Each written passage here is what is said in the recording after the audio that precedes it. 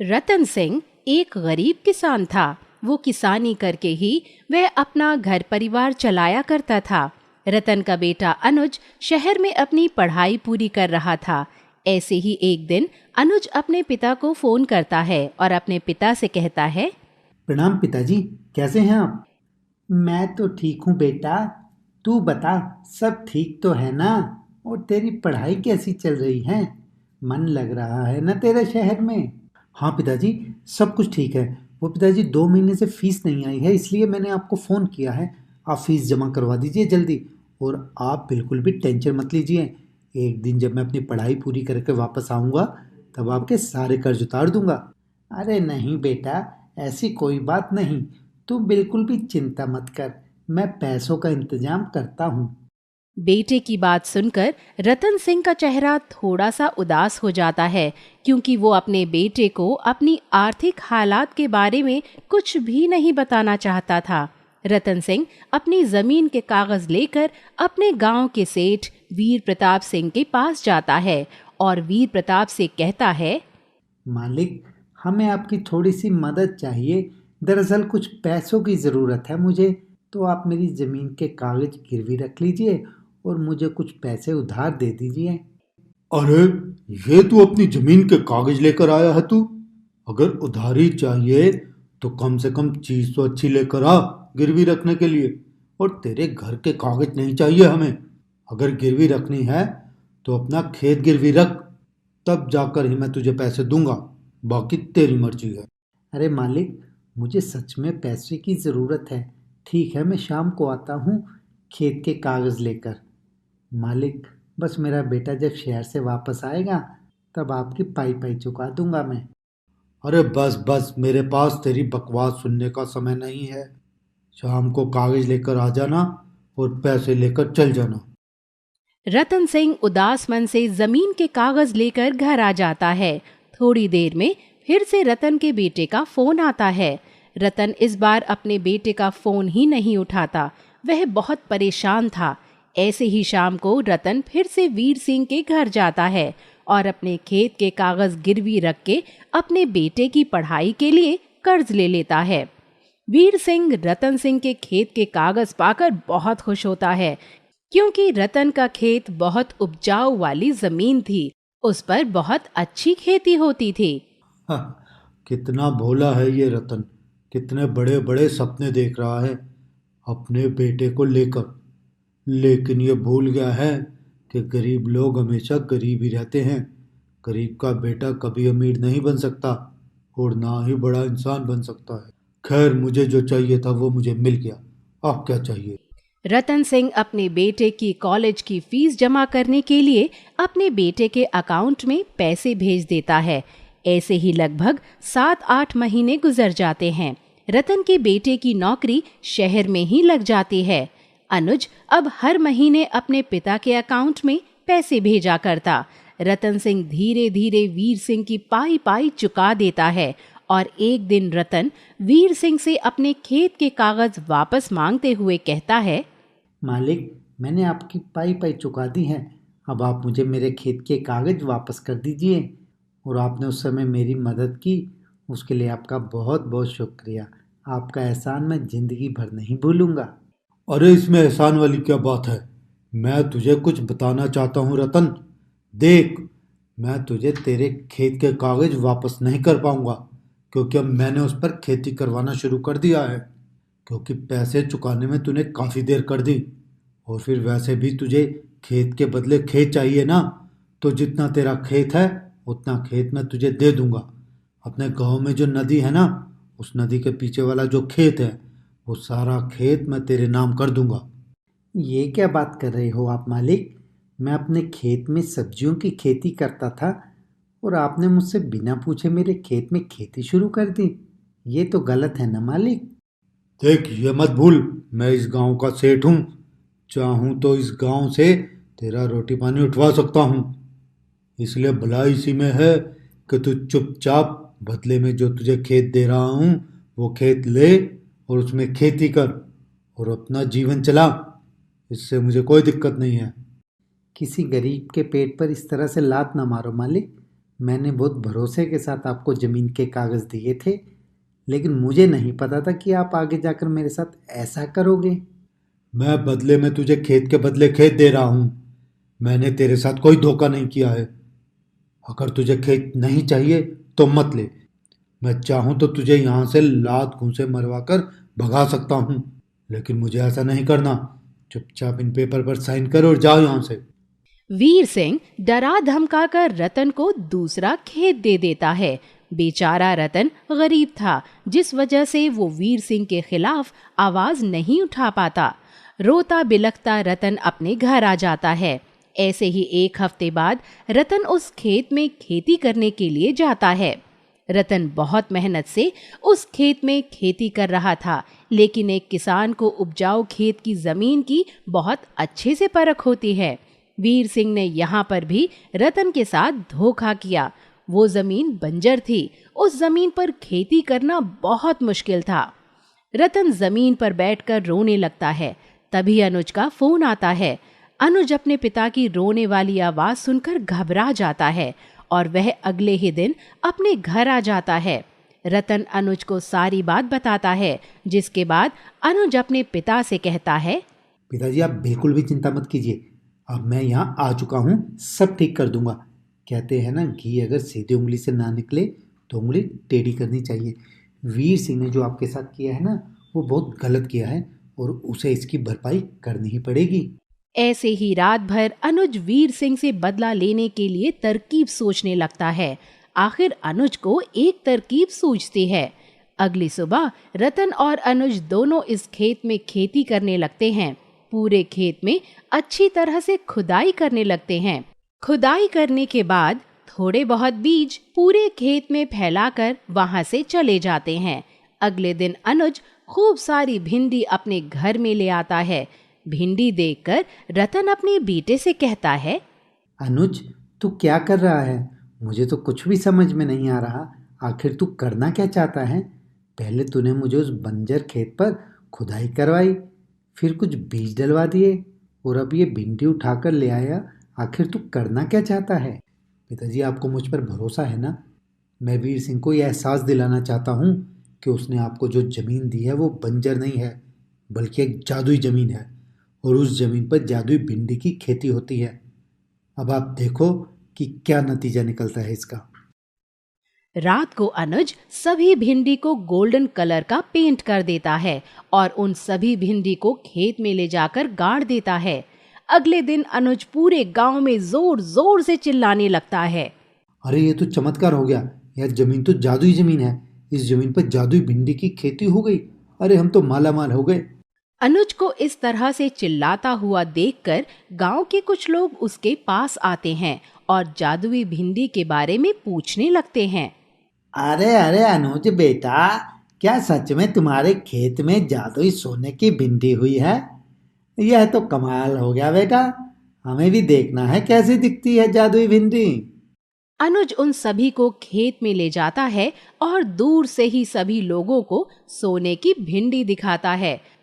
सभी लोग ये सब देखकर हैरान हो जाते हैं, लेकिन अनुज किसी को भी खेत में आने नहीं देता, ना ही भिंडी छूने देता है। अब ये बात धीरे धीरे वीर सिंह तक पहुंच जाती है। वीर सिंह को जब इस बात का पता लगता है तो उसे अपने ही किए पर बहुत पछतावा होता है और गुस्सा आता है। क्या उस जमीन में सोने की भिंडी हुई है? मुझसे इतनी बड़ी भूल कैसे हो गई? मैंने जाने अनजाने में बहुत बड़ी भूल कर दी। मुझे किसी भी कीमत पर वो जमीन वापस चाहिए।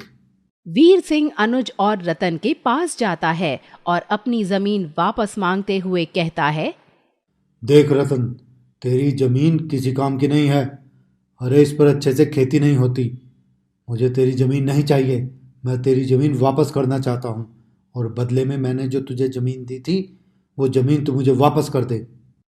नहीं नहीं मालिक, हमें कोई ज़मीन वापस नहीं करनी, जाने अनजाने में ही सही, लेकिन आपने हमें एक जादुई ज़मीन दी है।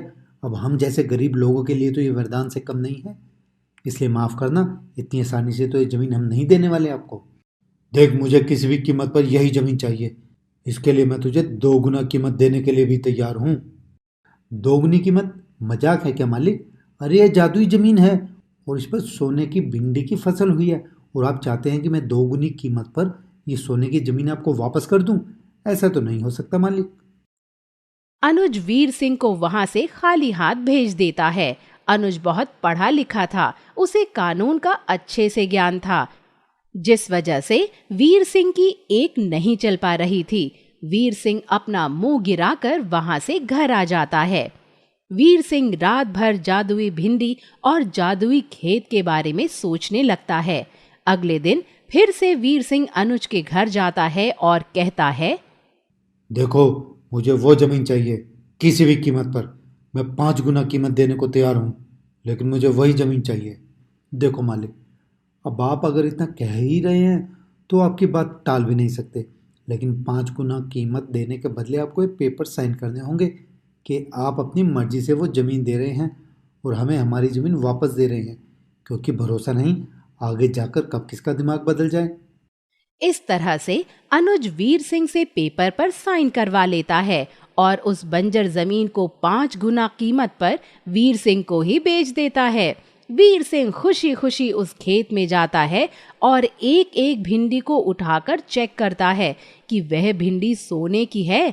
जैसे ही वह भिंडी उठाता है, वो देखता है कि सारी भिंडी पर गोल्डन पेंट किया हुआ है।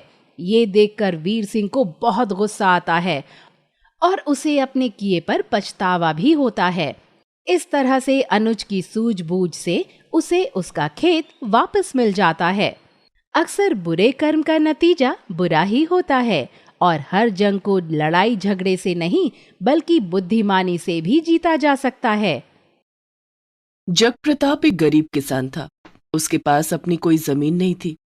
वो लोगों की जमीन पर काम करता था, पर इस बार उसने सोचा कि इस तरह तो मैं सारा मुनाफा उन्हीं लोगों को दे देता हूँ, मुझे कुछ भी नहीं बचता। क्यों ना ऐसा करूं कि किसी किसान से थोड़ी सी जमीन बटाई पर ले लूं। माना थोड़ी मेहनत ज्यादा लगेगी, लेकिन अगर मुनाफा अच्छा हुआ तो साल भर घर के राशन पानी की चिंता नहीं रहेगी। जगप्रताप के परिवार में उसकी पत्नी और 2 बच्चे थे। फिर बात की तुमने अपने किसान भाइयों से? कोई तैयार हुआ तुम्हें जमीन देने के लिए? अभी तो कोई राजी नहीं हुआ है, पर भूरे की बात से लग रहा है कि शायद वो मान जाए। उसका नदी के पास का खेत जो है, मैंने उसके लिए बात की है, कल जाकर उसे फाइनल कर लूंगा। अगले दिन जगप्रताप भूरे के पास जाता है। कैसे हो भूरे भाई, और सोचा कुछ? देख भाई, मैं तो बुढ़ा हो चुका हूँ, दोनों बेटे शहर जाकर बस गए हैं, बस खेती बाड़ी में मन लगा रहता है।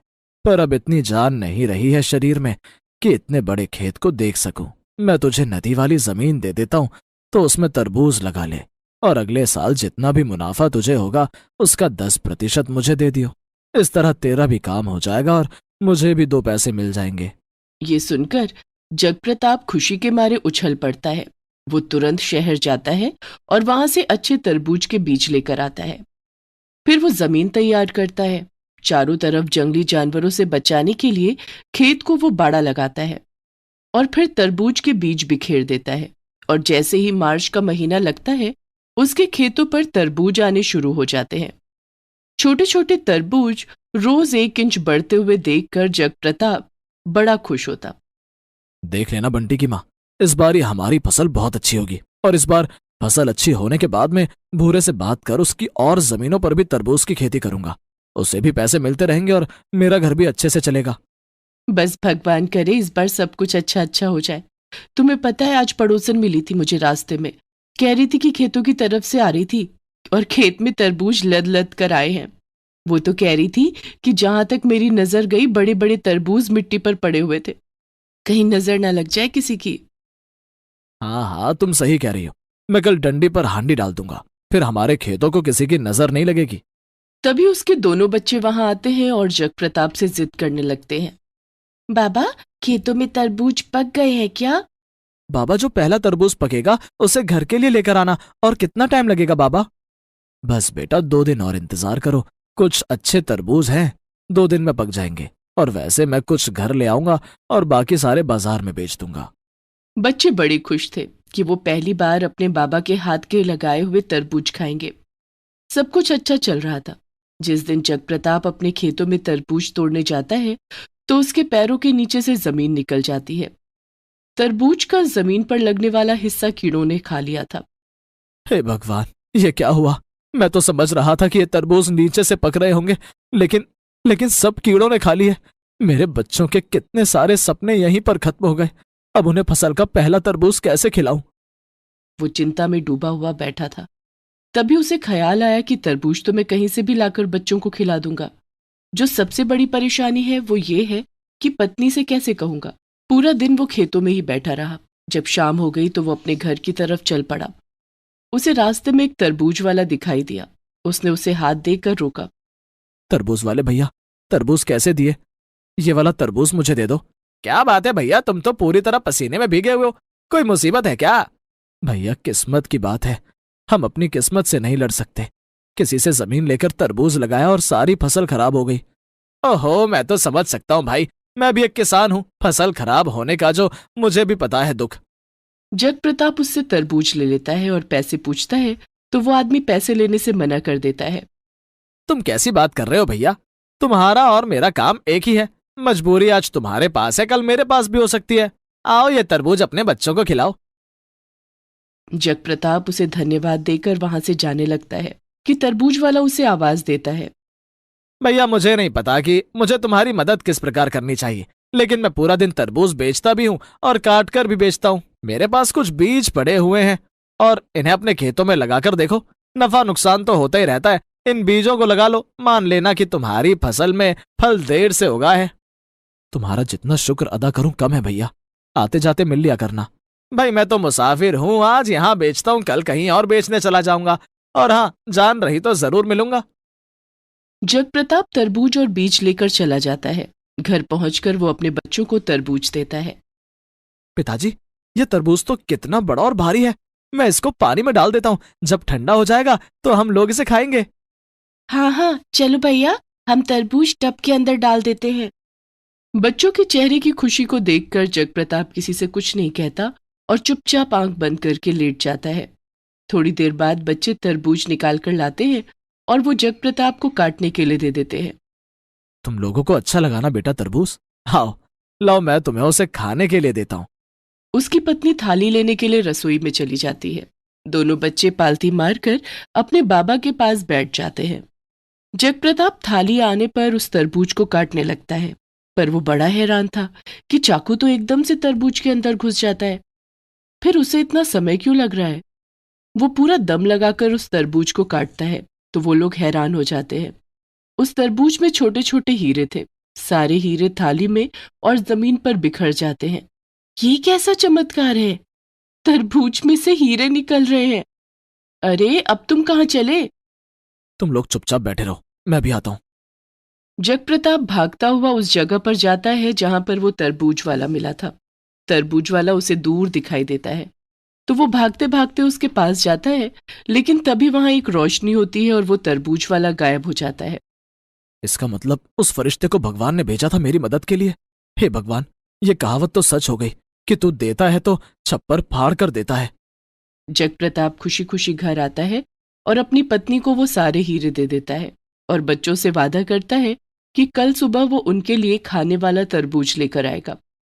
अगली सुबह जग प्रताप अपने खेतों में जाता है और सारे तरबूज उखाड़ कर फेंक देता है। अपनी जमीन को फिर से तैयार करता है। उसके दिए हुए बीजों को वो सारे में बिखेर देता है। फिर वो बाजार जाता है और अपने दोनों बच्चों के लिए ताज़ा तरबूज खरीद कर लाता है। बच्चे तरबूज खाकर बहुत खुश थे। एक दिन ऐसे ही निकल जाता है।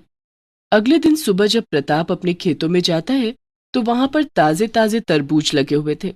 अपने खेतों में नई फसल देखकर जग प्रताप खुशी के मारे उछल पड़ा और उसने हाथ में लेकर तरबूज को देखा तो वो सब बिल्कुल सही थे। वो फटाफट 2-4 तरबूज उनमें से तोड़ देता है और घर आ जाता है। बाबा, आप तरबूज ले आए? कहीं ऐसा तो नहीं है ना कि कल की तरह आज भी इसमें से पत्थर निकले? नहीं नहीं मेरे बच्चों, कल के तरबूज में से पत्थर हमारी किस्मत बदलने के लिए थे, लेकिन आज जो तरबूज मैं लाया हूं वो बहुत ही मीठे और रसीले हैं। वो जल्दी से तरबूज खाने के लिए अपने बच्चों को देता है। सारा परिवार बड़ा खुश था कि उनके खेतों में इतने अच्छे मीठे रसीले तरबूज लगे हैं। अगले दिन जग प्रताप सारे तरबूज को तोड़कर मंडी में बेच देता है, जिससे उसे बहुत अच्छा दाम मिलता है। वो सारे पैसे लाकर अपनी पत्नी के हाथ पर रख देता है तभी भूरे उसके बाद मिलने के लिए आता है। वाह भाई वाह जग प्रताप, मैं सालों से उस खेत में खेती कर रहा हूँ, लेकिन इतने बढ़िया मीठे रसीले तरबूज मैंने आज तक नहीं देखे। तुमने तो सचमुच में खेतों में सोना उगा दिया। ये सब तुम्हारी कृपा है। ना तुम अपनी जमीन देते और ना वो जमीन सोना उगलती। भाई मैंने तेरा हिस्सा अलग से रखा हुआ है, ले अपना हिस्सा भी ले ले। अरे मैं तो तुझे खेत में लगे हुए तरबूज की बधाई देने आया था। भाई तेरी बदौलत मेरा घर चलेगा, ले ये अपने पैसे पकड़, जितना बोझ कम हो उतना अच्छा। और हाँ, अगर फसल बहुत अच्छी रही तो अगले साल तुझसे मैं तेरा पूरा खेत ले लूंगा और तुझे उसका 30% दे दूंगा। ये सुनकर जग प्रताप भूरे से वादा भी ले लेता है। भूरे के वहां से चले जाने के बाद वो फिर से अपने तरबूजों को तोड़कर उन्हें बेच आता है। उस जादुई तरबूज में से निकले हुए उन हीरों से वो अपने लिए एक अच्छा सा घर बनाता है और अपने बच्चों के लिए बहुत सारी अच्छी चीजें खरीदता है। सभी गांव वाले जगप्रसाद की किस्मत पर उसे बधाइयां दे रहे थे। जो होता है अच्छे के लिए ही होता है। उधर फसल खराब हुई और उधर वो तरबूज वाला मुझे मिल गया, फिर उसके जादुई तरबूज ने तो हम लोगों की किस्मत ही बदल दी। सही कहा तुमने, इन जादुई तरबूजों ने हमारी किस्मत बदल दी और उस तरबूज में से जितने भी हीरे निकले थे उससे हम लोग अपने जीवन को सुधारने में लगाएंगे और बाकी का जितना भी हीरा है वो हम अपने दोनों बच्चों के भविष्य के लिए रख देंगे, ताकि जिंदगी में उन्हें कभी किसी चीज की जरूरत पड़े तो उनके पास पर्याप्त मात्रा में धन हो।